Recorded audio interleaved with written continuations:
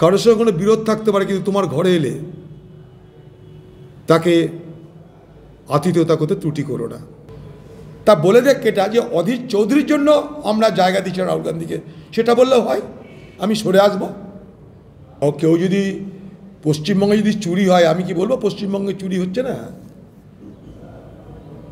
পশ্চিমবঙ্গে চুরিকাণ্ডে কারা জড়িত আমরা কেউ দেখতে পাচ্ছি না। ইডিকে আমি ইডিয়ট বলি, আর কেউ বলার ক্ষমতা হয়নি।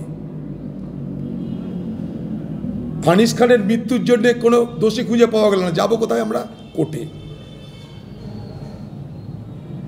শিক্ষকদের দুর্নীতি হয়েছে, শিক্ষকদের পাওনা চাকরি দিচ্ছে না, যাবো কোথায়? কোর্টে। রেশনের মাল পাচ্ছি না, যাবো কোথায়? কোর্টে। কোর্ট কাকে দিয়ে বিচার করাবে, তদন্ত করবে, কোর্টের ব্যাপার। কোর্ট বলছে সিবিআই, কোর্ট বলছে ইডি, আমরা বলিনি। দুয়ে দুয়ে চার করে দেবেন না আপনারা কেউ?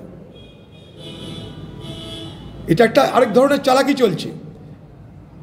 কোর্টে মানুষ গেছে বিচার চাইতে, নিপীড়িত নির্যাতিত বঞ্চিত মানুষ কোর্টে গেছে, বিচারক বলছে এইভাবে তদন্ত হোক। সেটা যে বিচার চাইতে যাচ্ছে তার ইচ্ছা অনুযায়ী হচ্ছে না, কিন্তু ওদের দুটোর মধ্যে ফারাক আছে। সরকারের কথায় ইডির হামলা, সিবিআইয়ের হামলা, আর কোর্টের নির্দেশে তদন্ত, দুটোর মধ্যে কিন্তু ফারাক আছে। আমরার মধ্যে ফারাক আছে,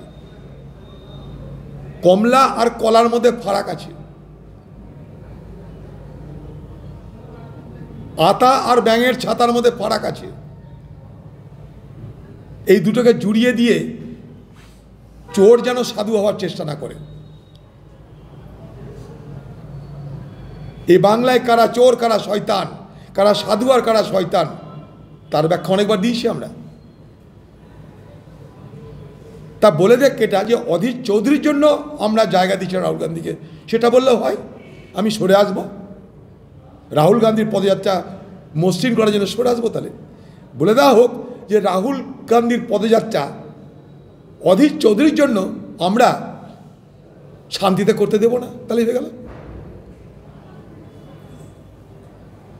রাহুল গান্ধীর পদযাত্রা, এটা সর্বভারতীয় কংগ্রেস নেতার পদযাত্রা, যার পরিবারের দৌলতে আজকে কেউ নেত্রী হয়, মন্ত্রী হয়, এটা যেন আমরা কেউ ভুলে না যাই।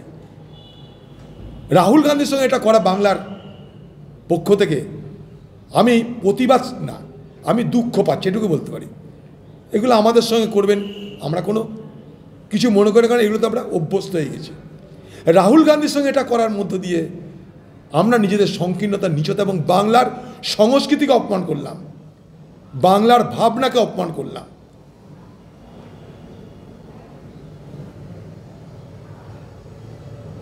এটা নিশ্চয় আমরা বলবো।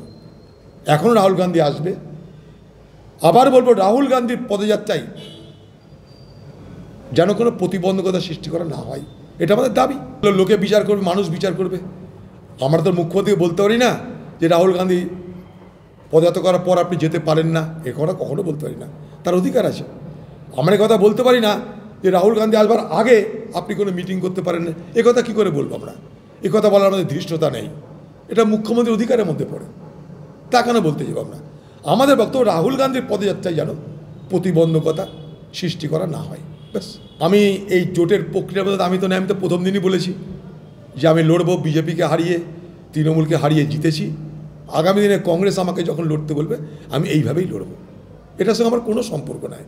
বাকি কি অ্যালায়েন্সের কি কথা না কথা, কার সঙ্গে জোট হবে বিজোট হবে, ওটার মধ্যে অধীর চৌধুরী সে সম্পর্কে অবহিত নয়, কারণ এটা আমার সাবজেক্ট নয়। যেটা আমার সাবজেক্ট নয় সেটা আমাকে না বললে, জিজ্ঞেস না করলে আমি খুশি হব। এখন নীতিশ কুমারকে ম্যানেজ করেছে বিজেপি, নীতিশ কুমারকে ম্যানেজ করেও ভরসা পাচ্ছে না, কারণ নীতিশ কুমার, আমি কালকে গেছিলাম বিহারে, কিশোরগঞ্জে সভা হয়েছে, আজকে পূর্ণিয়াতে বিরাট সভা হচ্ছে। নীতিশ কুমারের বেইমানিতে গোটা বিহারবাসী ক্ষুব্ধ, গোটা বিহারবাসী ক্ষুব্ধ। তাই বিজেপি নীতিশে ভরসা পাচ্ছে না, কারণ বিজেপি জানে যে লালু প্রসাদ যাদব যতক্ষণ আছে ততক্ষণ তাদের বিপদ। কারণ এই লালু প্রসাদ যাদব একদিন লালকৃষ্ণ আডবাণীর রথযাত্রা এই বিহারে রুখে দিয়েছিল, তাই তাকে ভয় আছে। সেই জন্য নীতিশ যা হয়েছে যে ম্যানেজ তো হয়েইছে, ম্যানেজ হতোই, বাকি যা আছে তাদের উপরেও হামলা জারি রাখো। 100 দিনের বকেয়া টাকা দেওয়া দরকার। আমাদেরকেও ইনভলভ করুন, আমরাও চাই 100 দিনের কাজের টাকা মানুষ পাক। আপনি কলকাতায় ধর্ণা দিয়ে কি করবেন? চলুন দিল্লিতে ধর্ণা দিবেন আপনি, একদিন নয় লাগাতার। আপনি 28 দিন সিঙ্গুরের আন্দোলনে 28 দিন অনশন করেছিলেন, তো 100 দিনের কাজের বঞ্চিত মানুষদের জন্য চলুন না একবার দিল্লিতে অনশন করবেন 1 মাস, আমরাও থাকবো আপনার সঙ্গে। কিন্তু আমরা জানি না যে কেন 100 দিনের টাকা দেওয়া হচ্ছে না, আমাদেরকে স্পষ্ট করে বলা হচ্ছে না। কেন্দ্রের সরকার বলছে চুরি করেছে, দিল্লি বলছে দিচ্ছে না, সব বাদ দিন। আজকে খোকাবাবুদের জন্য, আজকে রাজ্য সরকারের নিজেকে বাঁচানোর জন্য কথায় কথায় সুপ্রিম কোর্ট যাচ্ছে। কপিল সিবাল, মনু সিংভির মতন বড় বড় লয়ারকে তারা আইনি বিশেষজ্ঞ হিসাবে সুপ্রিম কোর্টে পেশ করছে।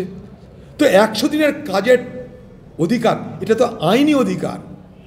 সেই আইনি অধিকারটাকে ফেরত দেওয়ার জন্য কেন সুপ্রিম কোর্টে কেস হচ্ছে না, বোঝার চেষ্টা করুন। যদি আমি চোর বাঁচাতে সুপ্রিম কোর্ট যেতে পারি, যদি দুর্নীতি বাঁচাতে সুপ্রিম কোর্ট যেতে পারি, তাহলে 100 দিনের কাজের বঞ্চিত মানুষদের রক্ষা করতে কেন আমি সুপ্রিম কোর্ট যেতে পারি না? আমাকে যদি এই কথাটা বলে দিক কেউ। আর 100 দিনের কাজের টাকা পাওয়ার জন্য কলকাতায় ধর্ণা দিয়ে কোনো লাভ নাই, কেউ দেখতেও আসবে না। কংগ্রেস ছিল তখন ধর্ণা দেওয়াতে দেখতে এসেছিল কংগ্রেস সরকারের পক্ষ থেকে, ফলের রস খাওয়ানো হয়েছিল। তাই বলবো চলুন দিল্লিতে, যদি সিঙ্গুর আন্দোলনের জন্য 26-27 দিন বাংলার মুখ্যমন্ত্রী, আজকের মুখ্যমন্ত্রী অনশন করতে পেরেছিলেন, তাহলে আজ কেন 100 দিনের কাজের টাকা আদায়ের জন্য দিল্লিতে অবস্থান অনশন হবে না? আপনি চলুন, আমরা আপনার সঙ্গ দেব। এটা মানুষের স্বার্থ, মানুষের সাথে কোনো রাজনীতি করবো না, আমি যাব আপনার সঙ্গে অনশন।